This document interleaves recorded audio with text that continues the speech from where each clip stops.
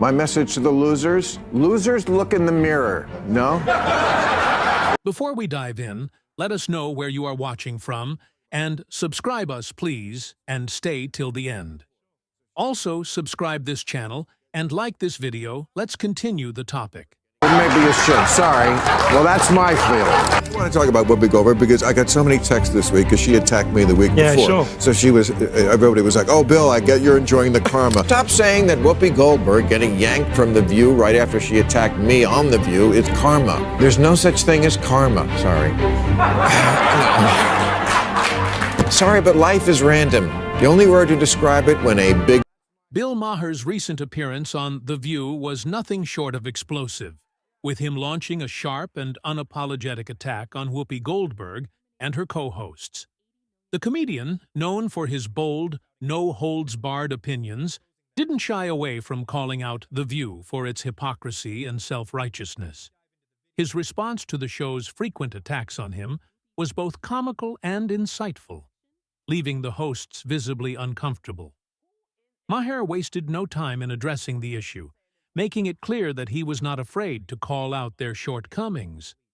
The drama started when Whoopi Goldberg and the View crew took shots at Bill Maher after he had previously made a statement about karma.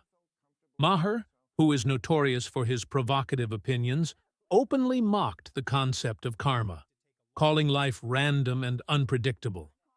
His comments about the universe's lack of fairness struck a nerve with some, and soon the internet was buzzing with debates.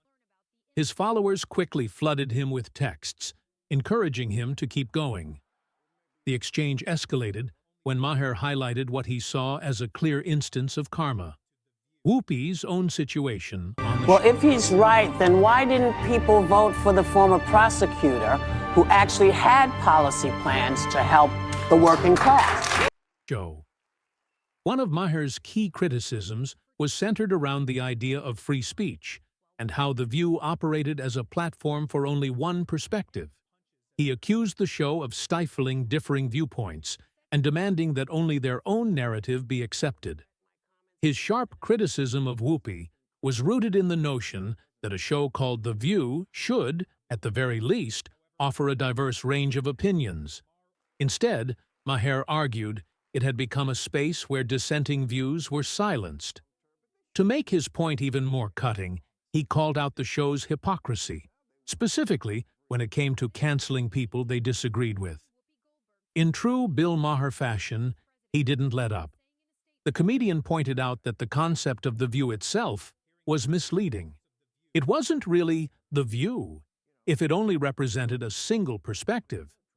He sharply remarked that while the show's title suggested a variety of opinions, in reality, it only showcased one. His criticism... People can't afford to indulge rich white people's need to endlessly flagellate themselves. They just want prices to go down and good jobs and the police when you call them. also failed to embrace true diversity of thought. For Maher, the problem was bigger than just one show or one person. It was about the culture of ideological conformity in mainstream media. Maher's sharp wit wasn't just aimed at The View's lack of diversity of thought. He also took aim at the broader media culture, which, in his opinion, was all too eager to demonize those with different political views. He wasn't just attacking the left or the right. He was attacking the idea of canceling people for not towing the party line. This was Maher's message throughout the exchange. We need a more honest, less judgmental conversation about politics, especially in places like late-night television. For Maher, the future of free speech depended on the ability to have these hard conversations without fear of repercussions. As Maher continued, the atmosphere on The View became increasingly tense. The hosts tried to interject, but Maher wasn't having it. He didn't mince words as he pushed back against their interruptions. His relentless pushback was met with silence from the panel, as they realized they weren't able to shake his conviction. It became clear that Maher wasn't just here to make a point. He was here to change the conversation entirely.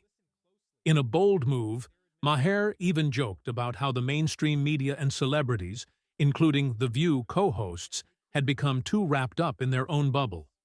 He quipped that the left, especially Hollywood, had become a group of brats and snobs, people who had no real understanding of the issues faced by ordinary Americans.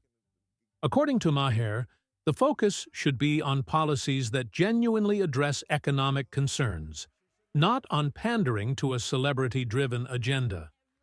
He was scathing in his critique, but his humor made the points all the more impactful.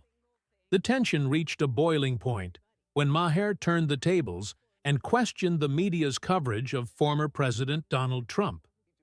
He remarked that the media's obsession with Trump's supposed racism and misogyny was clouding the real reasons why people voted for him. Maher suggested that for many working-class Americans, it wasn't about race, it was about wanting a better life, better jobs, and a sense of stability. His comments sparked a tense moment on set, with the hosts of The View unable to respond in a meaningful way. At this point, Maher's message was clear. The left needed to acknowledge the realities that working-class Americans faced. The message of racism and misogyny being the primary reasons people voted for Trump was simplistic, he argued. Instead, Maher called on people to understand that the vast majority of Americans were just looking for better opportunities. Whether or not you agree with Trump's policies, Maher pointed out, it was important to recognize that his message resonated with a significant portion of the electorate. The situation grew even more tense as Maher continued to challenge the hosts of The View. He emphasized the importance of free speech and pointed out that when people with differing opinions are silenced, it undermines the very foundation of democratic discourse. Maher didn't just talk the talk, he walked the walk. By expressing his opinion on national television, Maher put himself in a position where he could be vilified, but he didn't care. To him, standing up for free speech was more important than avoiding conflict. By the end of the exchange, the mood in the studio was palpable. Whoopi and the other hosts were visibly uncomfortable, unsure how to respond to Maher's powerful arguments. It was a moment that not only exposed the flaws in The View's approach to free speech, but also highlighted the deep ideological divides within American media. Maher made it clear that, for him, the problem wasn't just the left or the right. It was the lack of open, honest dialogue. After the interview, many viewers took to social media to express their support for Maher, applauding his bravery and willingness to call out the hypocrisy of The View. His comments resonated with those who felt that the political correctness culture was stifling meaningful debate. Maher's ability to make people laugh while also addressing serious issues was a testament to his unique brand of humor, which blends sharp wit with social commentary. What made the moment even more powerful was Maher's ability to remain composed and unapologetic throughout the entire exchange. He didn't back down when faced with opposition. Instead, he stood firm in his beliefs, showcasing the very essence of free speech. For many, Maher's appearance on The View was a wake-up call, signaling the need for more diverse conversations in the media. He reminded everyone that true free speech isn't just about agreeing with the majority, it's about giving space to all perspectives.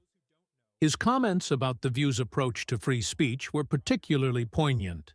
He emphasized that not every opinion needs to be shared. If you like this video, then subscribe this channel.